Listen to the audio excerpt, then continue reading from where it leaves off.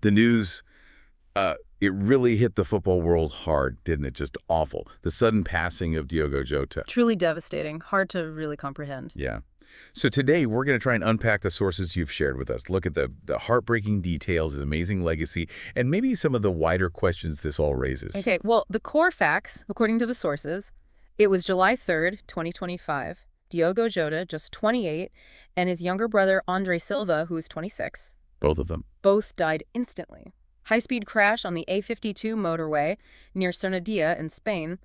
The car, a rented Lamborghini Huracan, apparently suffered a tire blowout. A blowout. Wow. Yeah, veered off the road and then tragically caught fire. Terrible. And then there was some context about why he was even driving, wasn't there? Something about surgery. Exactly. That's crucial here. The sources all mention he'd recently had minor lung surgery, and because of that, he'd been specifically advised not to fly. Okay. So the thinking is that medical advice is actually why he chose to drive from Portugal to Spain. Right. So that decision, based on medical guidance about flying, it put him on that road. It's a really difficult detail, isn't it? How advice meant for safety, played into this tragic outcome. It does make you think about, well, post-surgery protocols for athletes, maybe? Yeah, or just those unpredictable chains of events. And what a career to be cut short. I mean, his impact, especially at Liverpool. Oh, huge. 65 goals, 182 appearances. He was such a key part of winning the Premier League, the FA Cup, the League Cup.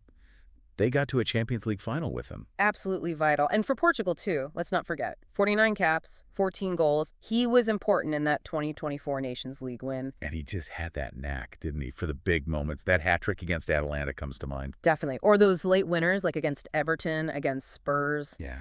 He could really pull something out of nowhere when they needed it. A proper clutch player. Yeah. And then, beyond the football, the personal loss, Yeah. it just adds another layer of tragedy. He just got married. Just 11 days before.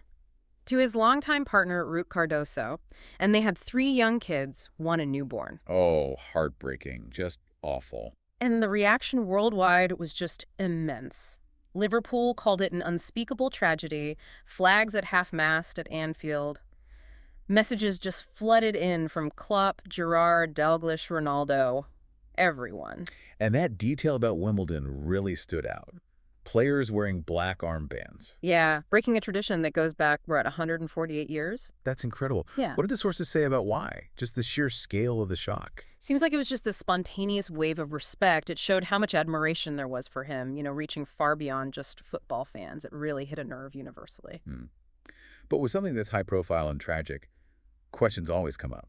The sources mentioned some controversy. Yeah, inevitably. Questions about the car itself. Was it properly inspected? Was the speed, combined with the tire condition, reckless? Why such a powerful car right after surgery? Right. And even, was he really fit enough medically to be driving that kind of distance post-op? Lots of speculation swirling around. So it puts a spotlight back on player welfare, decision-making.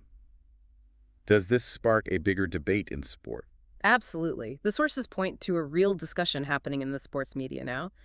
Should clubs have stricter rules about what players can do after surgery, like controlling their travel more? That's a tough one. Responsibility versus personal freedom. It is. It highlights that tension, especially for high-profile figures. But looking forward, his legacy, that's clearly going to be protected. What's being planned? Well, Liverpool's thinking about retiring his number 20 shirt. There's talk of a memorial mural at Anfield. And his family, together with the club, are setting up a youth scholarship fund. That's good to hear. Supporting young players. Yeah, keeping his spirit alive that way. He really was more than just a talented player, wasn't he? That hope, the work ethic, that sort of quiet brilliance he had, leaves behind a real inspiration, despite the tragedy. So, a final thought perhaps for you listening.